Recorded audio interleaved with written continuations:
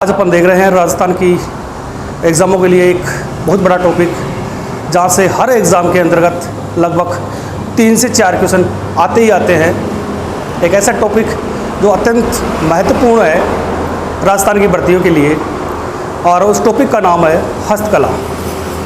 हस्तकला की बात करें तो अपन हस्तकला के अंतर्गत 2 शब्दों के योग से बना एक शब्द जिसका नाम है हस्तकला।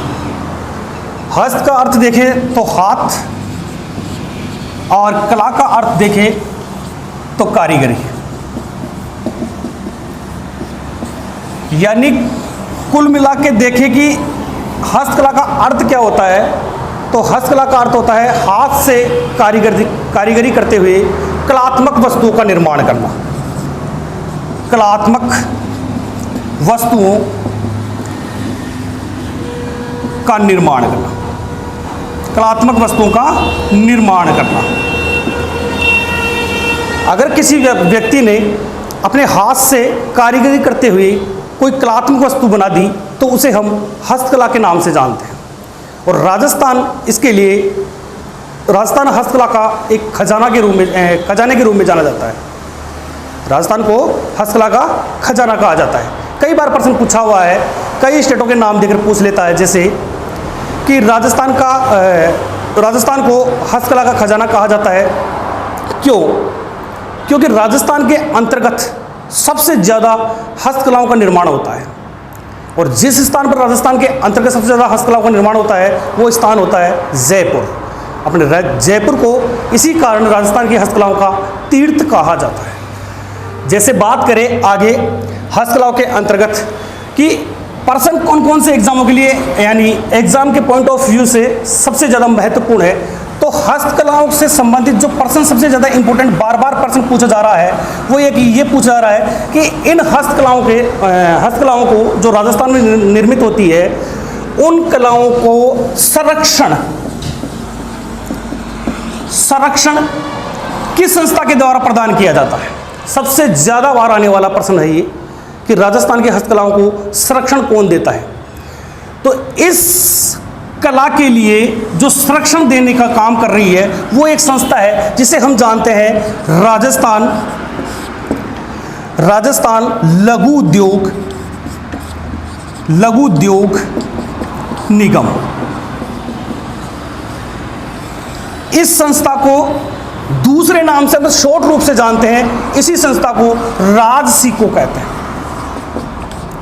राजसिको, यानी इस संस्था को हम शॉर्ट रूप में जानते हैं, राजसिको के नाम से जानते हैं। और इसकी बात करें, अब इससे संबंधित जो प्रश्न पूछे जा रहे हैं एग्जाम में वो कौन कौन से होते हैं। सबसे पहले इसका मुख्यालय कहाँ स्थित है, तो मुख्यालय होगा कहाँ स्थित है, ये जयपुर के अंतर्गत।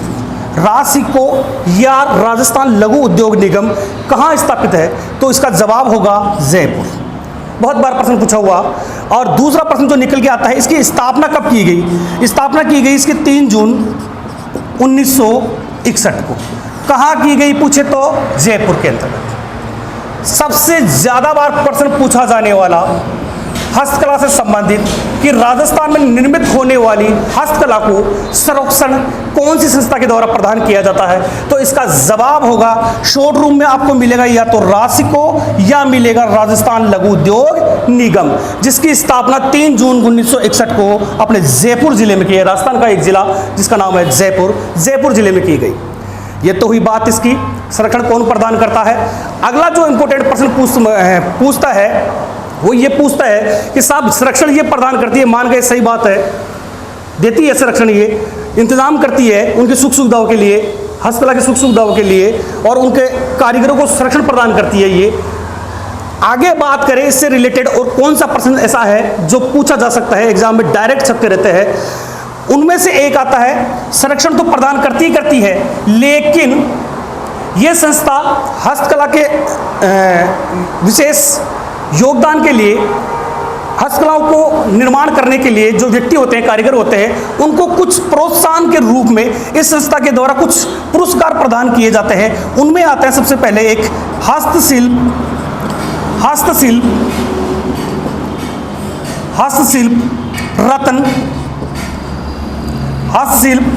रत्न बुनकर पुरस्कार। पुरस्कार। एक तो हस्तशिल्प रत्न बुनकर पुरस्कार प्रदान किया जाता है जो प्रतिवर्ष प्रदान किया जाता है। दूसरा जो अलग जो पुरस्कार है इसके अंतर्गत वो दिया जाता है राजस्थान बुनकर रत्न पुरस्कार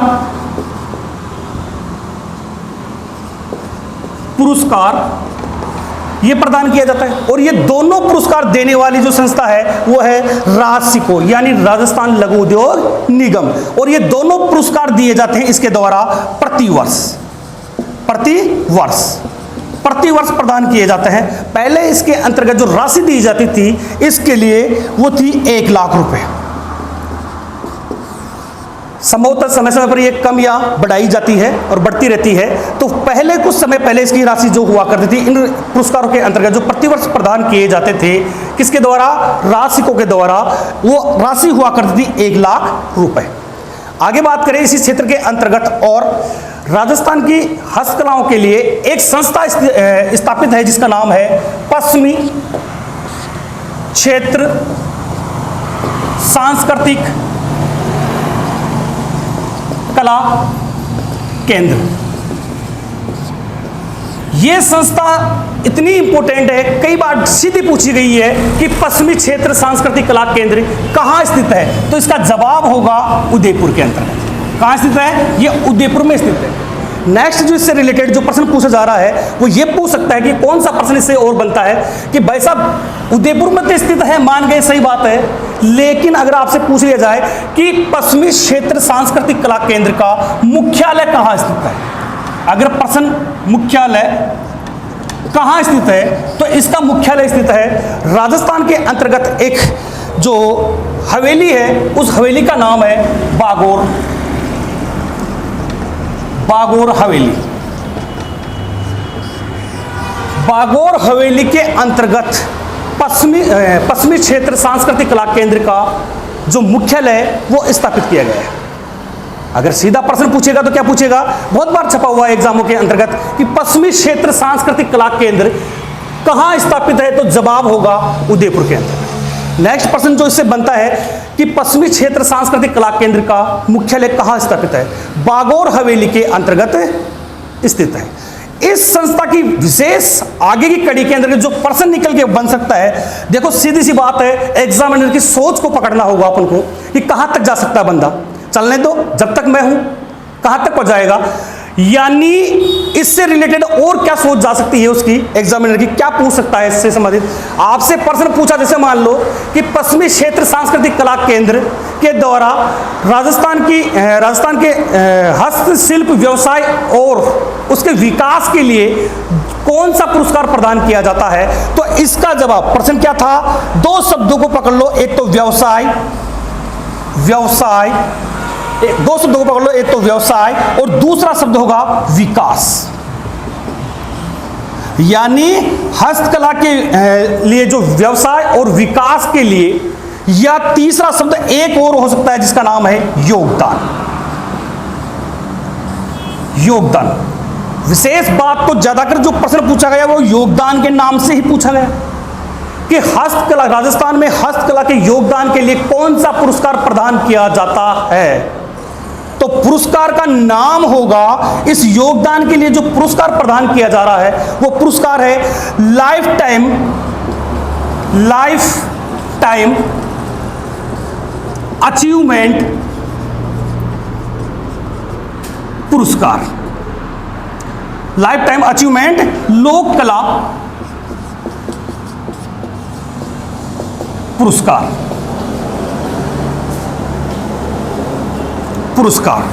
ये पुरस्कार दिया जाता विशेष रूप से किसके लिए, राजस्थान में निर्मित होने वाली हस्तकलाओं के लिए। और ये देने वाली संस्था कौन है, तो जवाब होगा पश्चिमी क्षेत्र सांस्कृतिक कला केंद्र उदयपुर के द्वारा, जिसका मुख्यालय कहां स्थित है, बागोर हवेली। बात अपन इसी कंटिन्यूटी में कर रहे थे, बात किसकी, कि राजस्थान पश्चिमी क्षेत्र सांस्कृतिक कला केंद्र उदयपुर के द्वारा निम्न में से हस्तकलाओं के क्षेत्र में योगदान के लिए कौन सा पुरस्कार प्रदान किया जा रहा है? तो प्रश्न का जवाब था इसका क्या? लाइफ टाइम अचीवमेंट लोक कला पुरस्कार प्रदान किया जाता है। अगला प्रश्न क्या पूछ सकता है इससे रिलेटेड? कई बार प्रश्न आया हुआ है कि लाइफ टाइम अचीवमेंट लोक कला पुरस्कार किसके द्वारा दिया जाता है? तो जवाब था पश्चिमी क्षेत्र सांस्कृतिक कला केंद्र के द्वारा, जो उदयपुर में स्थापित है। दूसरी बात, यह पुरस्कार दिया जाता है इसके लिए, लोक हस्तकलाओं में योगदान के लिए, लेकिन इसको चालू, इससे रिलेटेड और कौन से प्रश्न बन सकते हैं? इससे रिलेटेड जो प्रश्न बनता है वो अत्यंत महत्वपूर्ण है। कई बार राजस्थान की भर्तियों में आया हुआ एक प्रश्न जिसका नाम है, पूछेगा कैसे प्रश्न कि लाइफ टाइम अचीवमेंट लोक कला पुरस्कार किसकी स्मृति में शुरू हुआ था, किसकी स्मृति में चालू किया गया? तो अपने एक व्यक्ति है जिसका नाम है कोमल कोठारी, यानी कोमल कोठारी की स्मृति में चालू किया गया एक पुरस्कार जिसका नाम है लाइफ टाइम अचीवमेंट लोक कला पुरस्कार। सीधा सा प्रश्न पूछता है, कई बार छोटा सा प्रश्न होता है, लेकिन भाई साहब ये कईयों के सुपड़े साफ कर जाता है जब आता है एग्जाम में। कैसे प्रश्न पूछेगा कि कोमल कोठारी, या तो उल्टा पूछेगा या सीधा पूछेगा। सीधा पूछेगा तो कैसे पूछेगा कि लाइफ टाइम अचीवमेंट लोक कला पुरस्कार किसके स्मृति में प्रदान किया जाता है? तो अपन को ऑप्शन में मिलेगा एक नाम जिसका नाम है कोमल कोठारी की स्मृति में, श्याम सिंह की स्मृति में, विजयदान देथा की स्मृति में, या और कोई नाम दे दे किसी का भी। तो अपन को जो चीज पकड़नी है वो चीज है कोमल कोठारी की स्मृति में शुरू किया गया था। सही है बात, दिया गया साहब, ये लो साहब मान गए।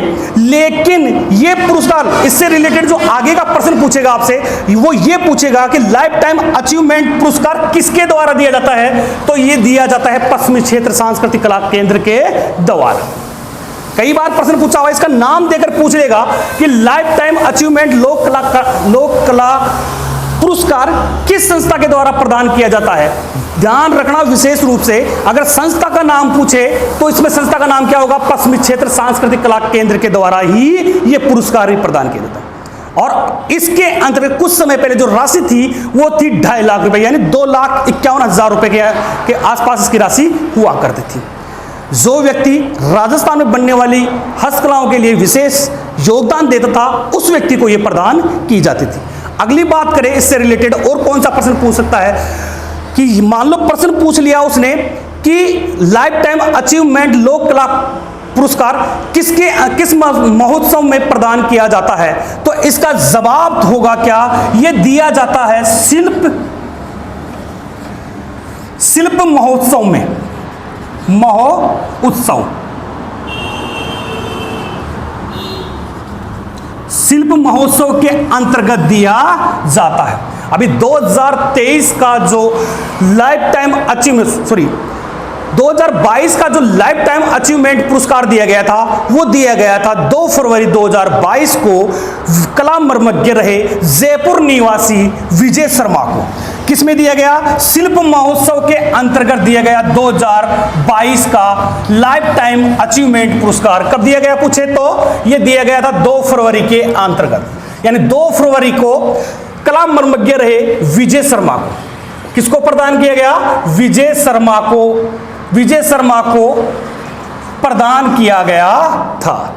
अगर सीधा प्रश्न पूछे तो क्या पूछेगा कि 2022 में लाइफ टाइम अचीवमेंट पुरस्कार लोक कला के क्षेत्र में किसे प्रदान किया गया? तो इसका जवाब होगा विजय शर्मा, जो कहां के निवासी हुआ करते थे? ये जयपुर के निवासी हुआ करते थे। कहां के निवासी हुआ करते थे? ये जयपुर के निवासी हुआ करते। अगला प्रश्न पूछेगा कब दिया गया विजय शर्मा को? तो जवाब होगा इसका 2 फरवरी 2022 को दिया गया।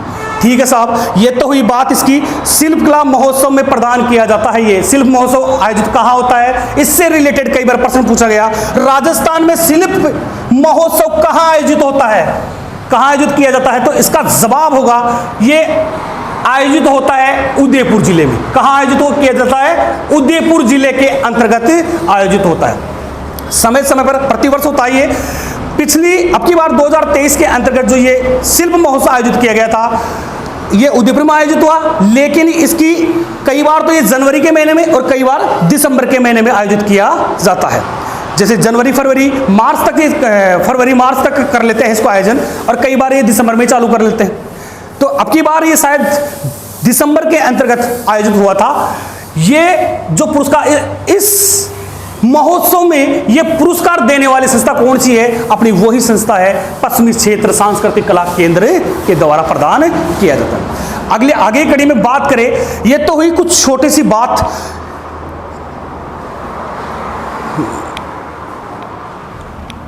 जो कई बार सीधे क्वेश्चन आते रहते हैं यहां से, देखो राजस्थान की भर्तियों में हस्तकला से कोई इससे टॉपिक से बाहर पर्सन जाएगा, भूल जाना कभी। जो मैंने कंटेंट दिया है उससे बाहर कहीं पर्सन चला जाए तो मैं यही बैठा हूं, आप तो बिल्कुल तैयार रहे। आने तो कौन सा पर्सन आता है, टॉपिक को पढ़ो तो ऐसे पढ़ो कि हाँ, कि हम पूछने दो कौन सा पर्सन पूछता है, कहां से पूछता है एग्जामिनर। और जिस दिन आपने एग्जामिनर की सोच को पकड़ना चालू कर दिया कि कहां तक जा सकता है, आपको रोकने वाला कोई नहीं होगा। इसी कड़ी के अंतर्गत हस्तकलाओं के बारे में और बात करें, थोड़ा सा आपको ध्यान रखना होगा कि हस्तकला के व्यवसाय और उसके हस्तकलाओं के विकास के लिए राजस्थान के अंतर्गत कुछ शिल्प ग्रामों की स्थापना की गई है। अब ये शिल्प ग्राम क्या है? एक प्रश्न सीधा सा पूछा जाता है, छोटा सा प्रश्न है, कई बार आता रहता है एग्जाम में। जैसे पूछा गया कि राजस्थान में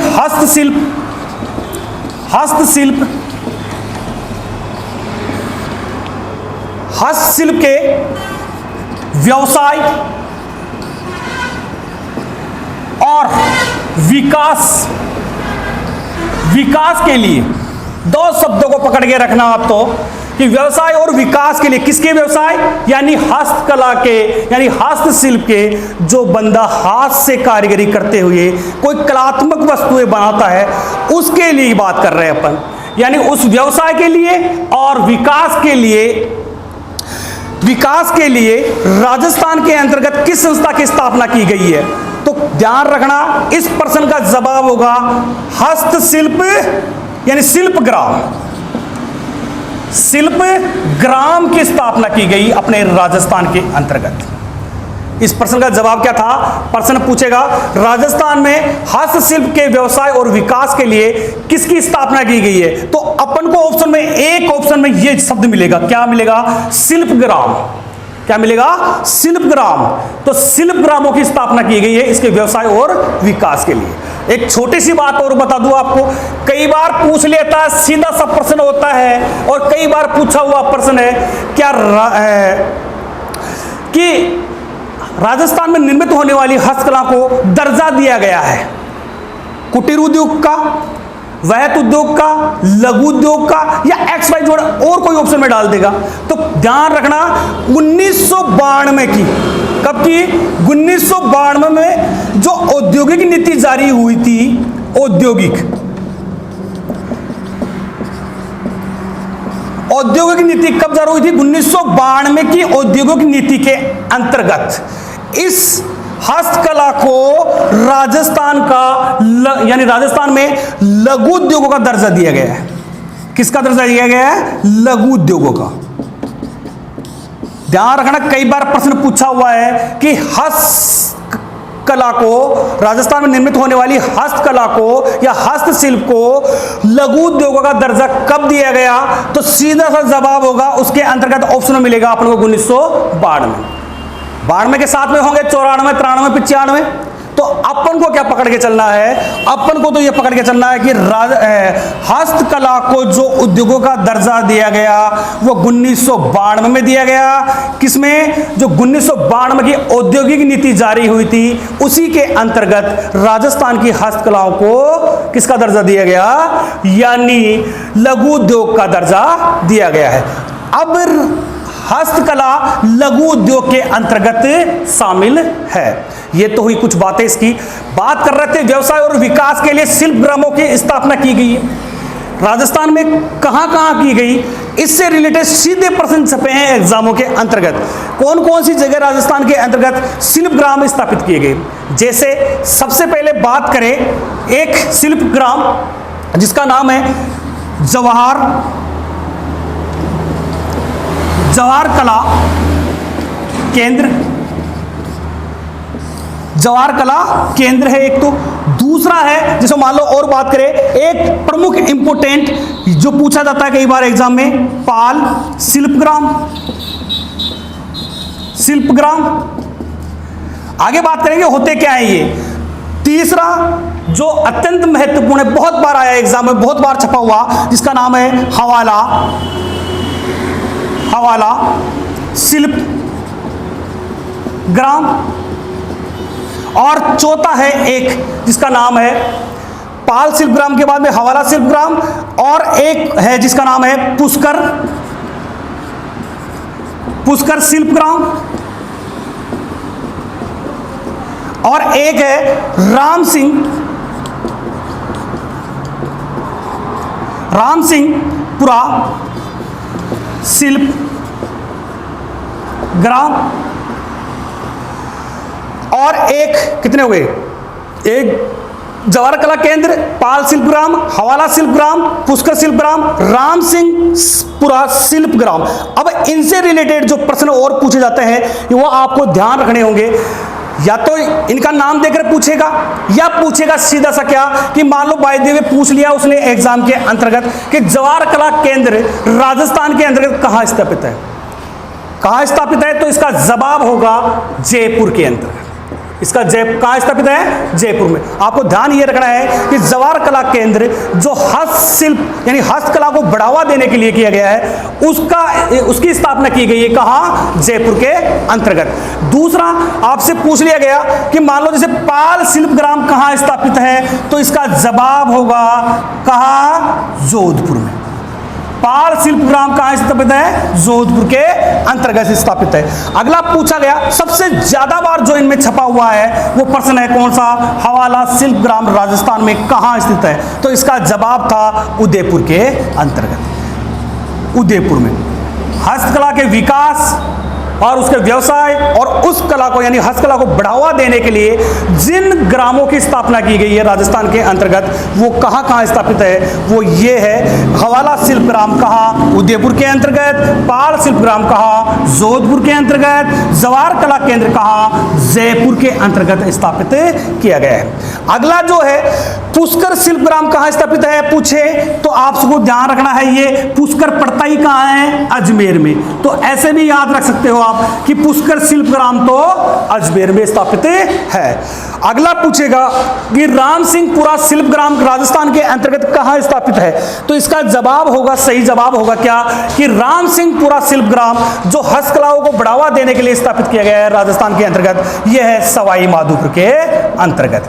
कहां स्थापित है, सवाई माधोपुर राजस्थान का एक जिला जहां पर स्थापित किया गया है। अगली बात करें ये है क्या चीज शिल्पग्राम, यानी शिल्पग्राम ये चीज होती है कि जैसे मानो कि राजस्थान के अंतर्गत हस्तकला के निर्माण के लिए जो कारीगर होते हैं उनको एक ही स्थान पर सभी सुख सुविधाएं प्रदान की जाए, चाहे वो प्रशिक्षण से संबंधित हो, चाहे किसी सामग्री की आवश्यकता से संबंधित हो। यानी कुल मिला के बात करें तो यह है कि शिल्पग्राम होते क्या है, तो शिल्पग्राम यानी हस्तशिल्प को तैयार करने वाले कारीगरों के लिए, चाहे वो प्रशिक्षण से संबंधित हो, चाहे अन्य कोई सामग्री से संबंधित हो, उनको सारी सुख सुविधाएं एक ही स्थान पर उपलब्ध कराने के लिए राजस्थान के अंतर्गत शिल्पग्रामों की स्थापना की गई है कई जगह, जिनमें से एक इंपोर्टेंट कौन सा, जवाहर कला केंद्र पूछे तो जयपुर में, पाल शिल्पग्राम पूछे तो जोधपुर में स्थापित, हवाला शिल्पग्राम पूछे तो जवाब होगा कहां, उदयपुर में स्थापित, और राम सिंहपुरा शिल्पग्राम पूछे तो सवाई माधोपुर में स्थित है। ये चीजें इतनी महत्वपूर्ण है, सीधे प्रश्न छपते हैं कई बार और लोगों का ध्यान भी नहीं जा पाता यहां तक। तो आपको अच्छी तरह से याद करना है इनको कि कौन सा शिल्पग्राम कहां स्थापित है। सीधा प्रश्न पूछेगा तो राजस्थान में हस्तशिल्प के व्यवसाय और विकास के लिए किस संस्था की स्थापना की गई पूछे तो ध्यान रखना है शिल्पग्राम की स्थापना की गई है। चलो ये तो बात हुई। इसके बाद में कुछ सीधे प्रश्न और पूछे जाते हैं इससे रिलेटेड, जिसे मान लो पूछ लिया आपसे कि राजस्थान में, कुछ प्रश्नों को मैं यहां लिखता हूं, एक बार जवाब देने का प्रयास करना। कौन कौन से ऐसे प्रश्न हैं जो सीधे पूछे जाते हैं, जैसे पूछा गया आपसे हस्तकला का खजाना, हस्तकला का खजाना कई बार प्रश्न पूछा गया, कोई भी 4 स्टेट के नाम दे देगा और उनमें से प्रश्न पूछेगा निम्न में से कौन सा हस्तकला का खजाना कहलाता है, तो इसका जवाब होगा भाई साहब राजस्थान। राजस्थान में सबसे ज्यादा हस्तकला निर्मित होती है भारत के अंतर्गत, इसलिए राजस्थान को कहा जाता है क्या, हस्तकलाओं का खजाना कहा जाता है। चलो ये तो बात हुई, छोटा प्रश्न था, सीधा प्रश्न था। अगर आपसे प्रश्न पूछ लिया जाए, मान लो जैसे कि हस्तकलाओं का तीर्थ, एक होता है हस्तकलाओं का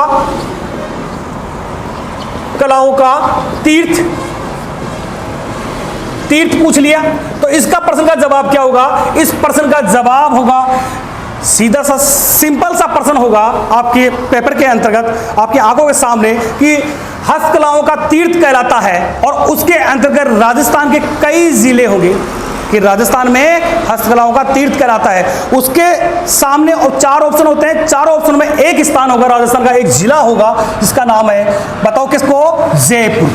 यानी जयपुर को हम राजस्थान की हस्तकलाओं का, यानी राजस्थान में निर्मित होने वाली हस्तकलाओं का तीर्थ कहते हैं। किसको कहते हैं, जयपुर को। कई बार आया हुआ यह प्रश्न, ध्यान रखना। क्यों कहते हैं, क्योंकि राजस्थान में जितनी भी हस्तकला निर्मित होती है उनमें सबसे ज्यादा जयपुर जिले में ही तैयार की जाती है। कहां तैयार की जाती है, जयपुर जिले में तैयार की जाती है, इसलिए जयपुर को राजस्थान की हस्तकलाओं का तीर्थ कहा जाता है। अगर आपसे पूछे जाए प्रश्न, मान लो बाय द वे कि हस्तकला केंद्र कहां स्थित है, हस्तकला कलाओं का केंद्र कहां स्थित है या किसे कहते हैं, तो ध्यान रखना, जिले के नाम से पूछेगा तो हस्तकलाओं का केंद्र कहा जाता है जोधपुर को। किसको कहा जाता है, जिले के नाम से प्रश्न होगा तो जोधपुर को, और स्थान विशेष के नाम से पूछता है तो जोधपुर का एक स्थान जिसका नाम है बोरोनाड़ा। कौन सा, बोरोनाड़ा, जो जोधपुर में स्थित है, इसको कहा जाता है राजस्थान की हस्तकलाओं का केंद्र। केंद्र कैसे कहते हैं कि जितनी भी राजस्थान में सबसे ज्यादा जयपुर जिले में निर्मित होती है, लेकिन राजस्थान में निर्मित होने वाली सभी हस्तकलाओं को एक जगह केंद्रित किया जाता है, इसलिए, और वो स्थान कौन सा है, बोरोनाड़ा, जोधपुर में केंद्रित किया जाता है, इसलिए जोधपुर को हस्तकलाओं का केंद्र कहा जाता है। ठीक है बात, ये तो हुई बात। एक विशेष प्रश्न और थोड़ा सा ध्यान रख लेना आप यहीं पे, केंद्र कहते हैं बोरोनाड़ा को। अगर आपसे प्रश्न पूछ लिया जाए कि राजस्थान जो संरक्षण प्रदान करती है राजस्थान में निर्मित होने वाली हस्तकलाओं को, जैसे प्रश्न पूछा, मान लो कि राजस्थान लघु उद्योग निगम यानी राजसिको के द्वारा राजस्थान में निर्मित होने वाली हस्तकलाओं का विपणन का मतलब होता है बेचने का काम किस ब्रांड के नाम से किया जाता है। कई बार प्रश्न आया हुआ है, तो ध्यान रखना, राजसिको के द्वारा जो जिसकी स्थापना 3 जून 1961 को हुई थी, इस संस्था के द्वारा राजस्थान में निर्मित होने वाली हस्तकलाओं को बेचने का जो काम किया जाता है, आपको एग्जाम में मिलेगा शब्द कौन सा, विपणन का जो कार्य किया जाता है, वो कार्य किया जाता है, वो करती है राजस्थली ब्रांड के नाम से। किस नाम से, राजस्थली ब्रांड के नाम से बेचने का काम करता है राजस्थान में बनने वाली सभी हस्तकलाओं को। कौन सी संस्था, राजसिको के द्वारा, यानी राजस्थान लघु उद्योग निगम के द्वारा। ये तो हुई बात इसकी। आगे बात कर रहे थे, हस्तकलाओं का केंद्र कहलाता है बोरोनाड़ा जोधपुर और तीर्थ कहलाता है जयपुर को। इससे रिलेटेड एक प्रश्न बड़ा इंपॉर्टेंट कई बार आया हुआ, हस्तकलाओं की आत्मा, यानी प्रश्न पूछेगा निम्न में से कौन सी कला हस्तकलाओं की आत्मा कहलाती है, तो इसका सही जवाब होगा हस्तकलाओं की आत्मा कहलाती है राजस्थान में निर्मित होने वाली एक कला जिसको अपन जानते किस नाम से, मीनाकारी राजस्थान में निर्मित होने वाली सभी हस्तकलाओं की आत्मा कही जाती है या कहलाती है। और ये मीनाकारी कहाँ की प्रसिद्ध है, तो ये ध्यान रखना आपको, ये जयपुर की प्रसिद्ध। कहाँ की प्रसिद्ध है? जयपुर के अलावा अन्य स्थान भी है, लेकिन उसका जिक्र करेंगे अपन आगे जब इसको पढ़ेंगे पूरी को। इसके बाद में अगर आपसे प्रश्न पूछ लिया जाए कि भाई साहब खजाना किसे कहते हैं, तो राजस्थान को। तीर्थ किसे कहा जाता है, तो जयपुर को। हस्तकला का केंद्र किसे कहा जाता है, तो जोधपुर यानी बोरोनाडा, जोधपुर को। अगर आपसे प्रश्न पूछ लिया जाए मान लो कि हस्तशिल्प डिजाइन विकास एवं शोध केंद्र कहाँ स्थापित है, प्रश्न पूछेगा हस्तशिल्प डिजाइन विकास एवं शोध केंद्र राजस्थान में कहां स्थापित है। तो ध्यान रखना कि हस्तशिल्प डिजाइन विकास एवं शोध केंद्र राजस्थान के अंतर्गत जयपुर में स्थापित है। कहां स्थापित है? जयपुर में। अत्यंत महत्वपूर्ण है संस्था है। हस्तशिल्प डिजाइन विकास एवं शोध केंद्र कहां स्थापित है पूछे तो यह राजस्थान के जयपुर जिले में स्थापित है। अगला प्रश्न जो और कौन सा महत्वपूर्ण बनता है यहां से, अगर मान लो आपसे पूछ लिया जाए कि handloom design development, handloom development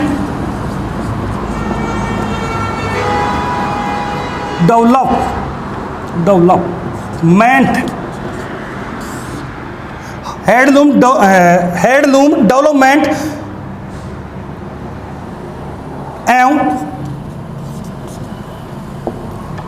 एवं training centre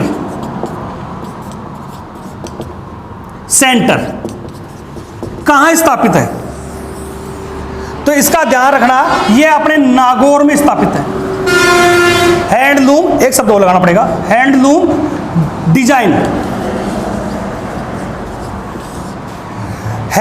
design development and training centre कहां स्थापित है राजस्थान में। तो इसका जवाब होगा नागौर जिले में स्थित है।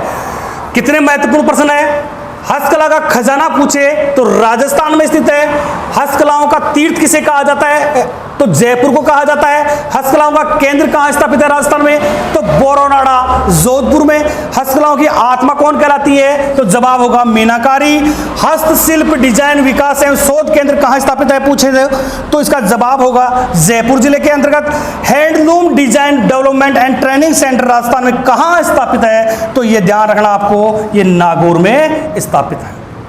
बहुत महत्वपूर्ण टॉपिक है, बहुत राजस्थान की भर्तियों के लिए तो, यानी राजस्थान की भर्तियों का ये अमिताभ बच्चन कहा जाता है, क्योंकि इससे अकेले इस टॉपिक से राजस्थान की हर एग्जाम में लगभग 2 से कई बार तो 3-3, 4-4 % पकड़ लेता है यहां तक इस अकेले इस टॉपिक के अंतर्गत। बहुत महत्वपूर्ण टॉपिक है ये।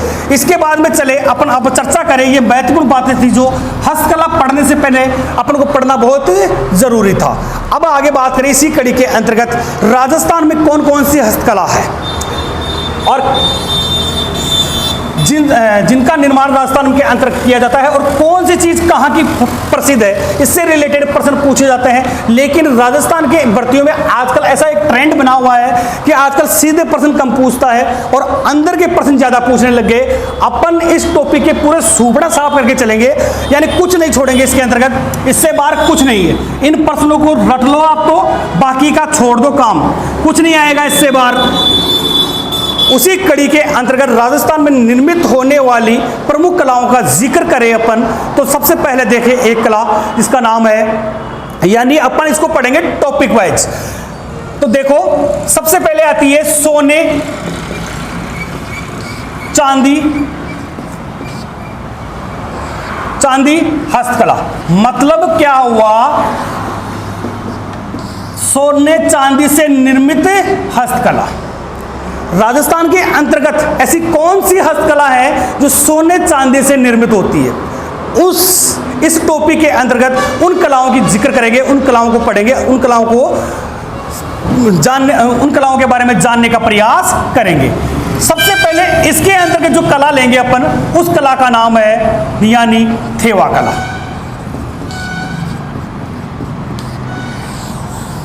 सबसे पहले कौन सी कला, थेवा कला। सोने चांदी से निर्मित हस्तकला के अंतर्गत राजस्थान के अंतर्गत कई कलाओं का निर्माण किया जाता है और उनमें सबसे पहले ले रहे हैं अपन कौन सी, थेवा कला।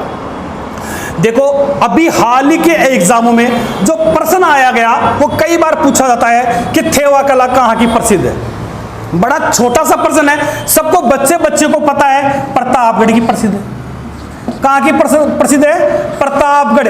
राजस्थान के दक्षिणी पूर्वी भाग में स्थित एक जिला जिसका नाम है प्रतापगढ़, और वहां की एक कला बड़ी प्रसिद्ध है हस्तकलाओं के क्षेत्र के अंतर्गत, जिसका नाम है थेवा कला। अभी हाल ही के एग्जामों में बहुत बार यह प्रश्न पूछा गया और इससे रिलेटेड जुड़े हुए कई प्रश्न पूछे जाते हैं एग्जामों के अंतर्गत। तो सबसे पहले प्रश्न तो आपको यही याद करना है कि थेवा कला जो कहां की फेमस है? प्रतापगढ़ जिले की प्रसिद्ध है राजस्थान में। अब बात करें इससे जुड़े हुए और कौन से प्रश्न अपने से पूछे जा सकते हैं और महत्वपूर्ण है।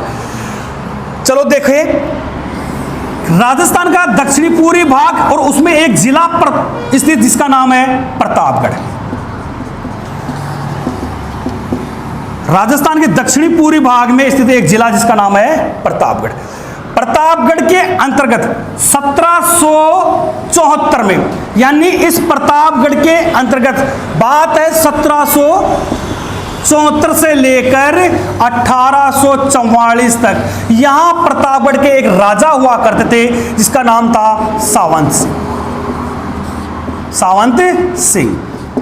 सावंत सिंह इस प्रतापगढ़ के शासक हुआ करते थे। क्या थे? शासक हुआ करते थे। अब यानी उसका कार्यकाल था 1774 से लेकर 1844 तक। प्रतापगढ़ जिले के शासक राजा हुआ करते थे सावंत सिंह, और इसके शासनकाल के अंतर्गत इस प्रतापगढ़ जिले के अंतर्गत एक परिवार रहा करता था। उस परिवार का नाम था, यानी वो परिवार था राजसोनी परिवार। इस परिवार का एक सदस्य जिसका नाम था नाथूजी सोनी। यानी अभी तक मैं थोड़ा सा समझाने का प्रयास कर रहा हूं कि कैसे क्या विकास हुआ, उद्भव हुआ इस कला का। प्रतापगढ़ जिला राजस्थान के दक्षिणी पूर्वी भाग में स्थित, जिसके शासक हुआ करते थे 1774 से 1744 तक शासन किया था प्रतापगढ़ पर सावंत सिंह ने। और इन्हीं के शासनकाल में यहां एक परिवार रहा करता था जिसका नाम था राजसोनी परिवार, और राजसोनी परिवार का एक सदस्य जिसका नाम था नाथूजी सोनी। इस सोनी ने क्या किया इसके द्वारा, यानी आज से लगभग कितने वर्ष पूर्व? 500 वर्ष पूर्व इस भाई साहब ने क्या किया? एक कला का इजाद किया, नई कला को आविष्कार किया। प्रवर्तक रहे ये इस कला के, यानी आविष्कार किया 500 वर्ष पूर्व, जिस कला को अपन जानते किस नाम से? थेवा कला के नाम से। उसी कला को हम जानते किस नाम से? थेवा कला के नाम से जानते। यानी प्रश्न कौन कौन से इंपोर्टेंट बने यहां पहले एक बार देखो। अगर आपसे प्रश्न पूछा जाएगा कि थेवा कला कहां की प्रसिद्ध, तो जवाब होगा प्रतापगढ़ जिले की। दूसरा प्रश्न कौन सा इंपोर्टेंट होगा? थेवा कला का विकास किसके शासनकाल में हुआ, तो जवाब होगा सावंत सिंह के शासनकाल में। ऑटोमेटिक प्रश्नों के जवाब होंगे आपके सामने। यानी थेवा कला का विकास, उद्भव किसके शासनकाल में किया गया पूछे, तो सावंत सिंह के शासनकाल में, जो प्रतापगढ़ के थे। ठीक है ना। अगला प्रश्न पूछेगा सावंत सिंह के शासनकाल में भाई साहब थेवा कला का विकास किसने किया पूछे, तो नाथूजी सोनी ने। कौन से परिवार के सदस्य थे नाथूजी सोनी? राजसोनी परिवार के सदस्य है। यानी छोटा प्रश्न है लेकिन कई बार पूछा गया है कि राजसोनी परिवार, यानी सीधा प्रश्न पूछेगा तो क्या पूछेगा? थेवा कला के लिए प्रसिद्ध परिवार कौन सा है, तो इसका जवाब होगा राजसोनी परिवार। अगली बात कि शुरुआत किसने की, प्रवर्तक किसे माना जाता है थेवा कला का? नेक्स्ट प्रश्न जो पूछा जाएगा आपसे पूछा जाएगा कि थेवा कला का प्रवर्तक कौन है। प्रवर्तक पूछे, आविष्कारक पूछे, तो जवाब होगा नाथूजी सोनी, जो राजसोनी परिवार के सदस्य हुआ करते। नेक्स्ट इंपोर्टेंट फैक्ट यहां से कौन सा निकला? आपसे प्रश्न पूछा जाएगा कि राजसोनी परिवार कोई मामूली परिवार नहीं था। इस कला का एकमात्र प्रशिक्षित बढ़िया फेमस परिवार कहा जाता है, क्योंकि इस परिवार को इस कला के लिए, इस थेवा कला के लिए जो यानी राजसोनी परिवार को 8 बार, तो कितनी बार? 8 बार राष्ट्रपति पुरस्कार से नवाजा जा चुका है। किसके द्वारा? राष्ट्रपति पुरस्कार के द्वारा नवाजा जा चुका है, दिया जा चुका है, प्राप्त किया है इस परिवार ने अकेले ने। यानी इसी परिवार के सदस्यों ने 8 बार राष्ट्रपति पुरस्कार जीत लिए। किस कला के लिए? जवाब था थेवा कला के लिए। ठीक है भाई साहब। प्रवर्तक पूछे तो कौन है? प्रवर्तक पूछे तो नाथूजी सोनी। आविष्कारक पूछे तो कौन? नाथूजी सोनी। कितने वर्ष पूर्व इजाद किया था? लगभग 500 वर्ष पूर्व इसको इजाद किया था। यानी राज सोनी परिवार के सदस्य रहे नाथूजी सोनी के द्वारा। अगला प्रश्न क्या पूछेगा? अगला प्रश्न ये पूछे कि मान लो होती क्या है? होती क्या है ये? होती ये है भाई साहब, इसके अंतर्गत कुछ नहीं किया जाता। जैसे मान लो राज सोनी परिवार के सदस्य रहे नाथूजी सोनी ने क्या किया? एक कांच लिया ग्रीन कलर का। कांच था कौन सा कलर का? हरा कांच। हरा कांच। इस हरे कांच पर इसने सोने चांदी से कुछ कलात्मक कला बनाई गई। इसके द्वारा कला को इजाद किया गया, यानी सोने चांदी से निर्मित। और ये कांच कहां का हुआ करता था? ये कांच हुआ करता बेल्जियम। यानी जो हरा कांच प्रयोग किया जाता था वो कांच कहां का था? बेल्जियम का। यानी नाथूजी सोनी ने थेवा कला के अंतर्गत बेल्जियम कांच का प्रयोग किया था। और ये कांच कौन सा था? ये कांच हुआ करता हरे रंग का। इस हरे रंग के कांच पर, यानी बेल्जियम का जो हरे रंग का कांच था, उस पर सोने चांदी से कला को इजाद कर नई कला तैयार कर दी, जिसका नाम था थेवा कला। यानी मैंने मान लो जैसे ये लिया हरा कांच और इस पे सोने चांदी से कुछ नया, कुछ आविष्कार, डिजाइन बना दी, तो ये कला क्या कहलाई? ये कला कहलाती है कौन सी कला? थेवा कला कहलाती है। स्वर्णिम नक्काशी करना, हरे कांच पर जो बेल्जियम का होता था उस कांच पर स्वर्णिम नक्काशी करना क्या कहलाता है? थेवा कला कहलाती है। और इस कला के प्रवर्तक जो माने जाते हैं वो माने जाते हैं नाथूजी सोनी ने, जिसका आविष्कार किया था 500 वर्ष पूर्व, यानी राजस्थान के दक्षिण पूर्वी भाग में स्थित एक जिला जिसका नाम था प्रतापगढ़। सीधा प्रश्न पूछेगा, क्या पूछेगा कि थेवा कला कहाँ की प्रसिद्ध है? तो प्रतापगढ़ की। छोटे एग्जामों में बहुत बार आता रहता है, राजस्थान पुलिस वगैरह में, पिछली सीईटी वगैरह में, एलडीसी वगैरह में, छोटी और बड़ी दोनों में आता आने को, तो पूछ लेता। सीधा प्रश्न पूछना बनाना होता उसको, प्रश्न को तो पूछ लेता कि थेवा कला कहाँ की प्रसिद्ध है राजस्थान में, तो जवाब था प्रतापगढ़ का। अगर वो अंदर तक जाएगा, पेपर को थोड़ा टेढ़ा बनाने का प्रयास करेगा, तो वो ऐसे प्रश्नों को लपेटेगा। पूछ लिया मान लो भाई देवे कि थेवा कला के अंतर्गत कौन सा कांच में प्रयोग किया जाता है? लाल, पीला, सफेद, तो जवाब होगा इसका कौन सा? कौन सा? हरा कांच का प्रयोग किया जाता है। और वो कांच कहां का होता है? वो कांच होता है बेल्जियम कांच का। प्रश्न पूछा कौन से कांच का प्रयोग किया जाता है? बेल्जियम कांच का प्रयोग किया जाता है। अब इस कला, यानी राजस्थान की एक ऐसी कला जिसका नाम था थेवा कला, इसके बारे में थोड़े से क्वेश्चनों को और मैं जिक्र करता हूं आगे आपसे। अगर आपसे प्रश्न पूछ लिया जाए, ये तो हुई इसकी बात, ये राजस्थान की एक छोटा सा प्रश्न कई बार एग्जामों में आता रहता है और बड़ा थोड़ा सा टेढ़ा प्रश्न है। ये टेढ़ा तो नहीं कह सकते इसको, लेकिन फिर भी आपको ध्यान रखना होगा। पता बहुत कम लोगों को होता है कि जैसे मान लो आपसे प्रश्न पूछ लिया जाए कि राजस्थान की हस्तकलाओं में ऐसी कौन सी कला है जो वहां की बहू बेटियों को नहीं सिखाई जाती? बहू बेटियों को, यानी नाथूजी सोनी के द्वारा जो कला का इजाद किया गया था वो थी थेवा कला, और उस कला को आज तक दूसरा कोई व्यक्ति सीख ही नहीं पाया, और विशेषकर महिलाओं को नहीं सिखाई जाती ये कला। तो ध्यान रखना होगा, इस कला का जो आविष्कार किया था नाथूजी सोनी के द्वारा, ये कला बहू बेटियों को क्यों नहीं सिखाई जाती? क्योंकि उसको पता है एक छत्र राज करता है ये राज सोनी परिवार थेवा कला के लिए, जो राजस्थान में निर्मित होती है।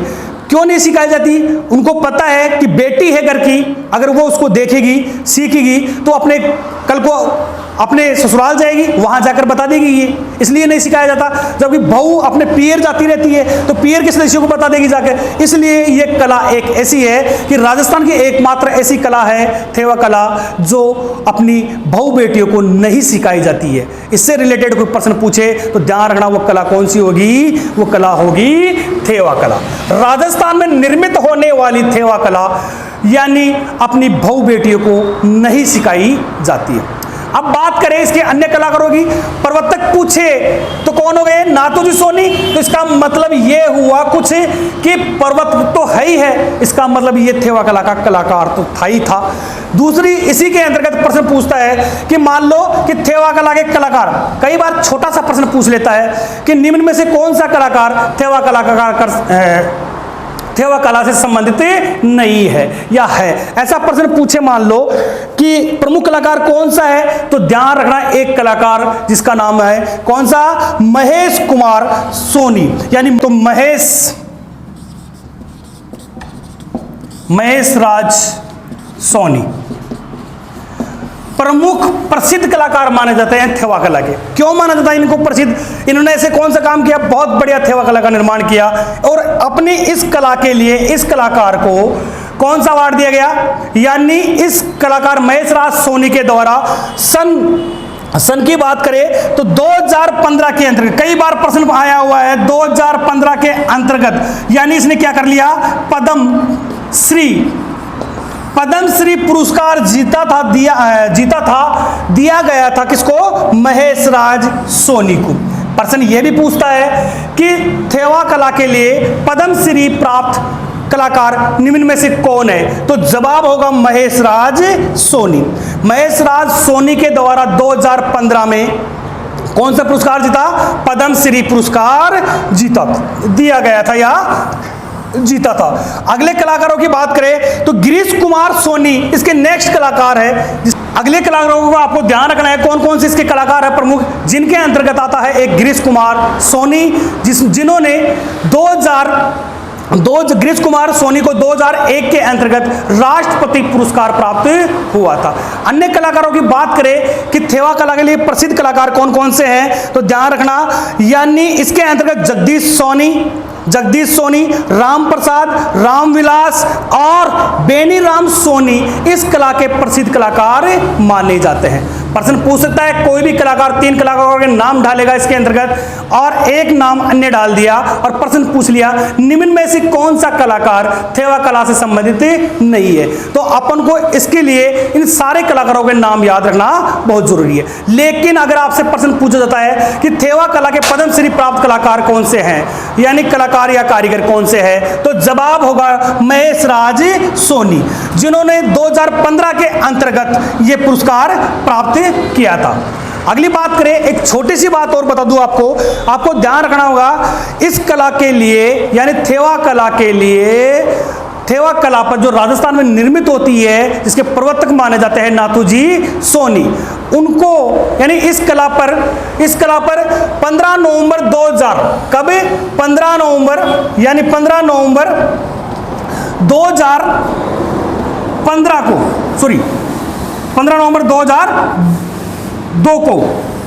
15 नवंबर 2002 को एक डाक टिकट जारी किया गया था। कितने रुपए का पूछे तो 5 रुपए का। कितने रुपए का? 5 रुपए का डाक टिकट जारी किया गया था 15 नवंबर 2002 को थेवा कला पर। यह थी एक राजस्थान की एक छोटी सी अत्यंत महत्वपूर्ण कला, हस्तकला, जिससे रिलेटेड बहुत से प्रश्न कई बार पूछे जाते रहे हैं एग्जाम के लिए। बाकी की नेक्स्ट कलाओं की चर्चा करेंगे नेक्स्ट क्लास के अंतर्गत। Thank you.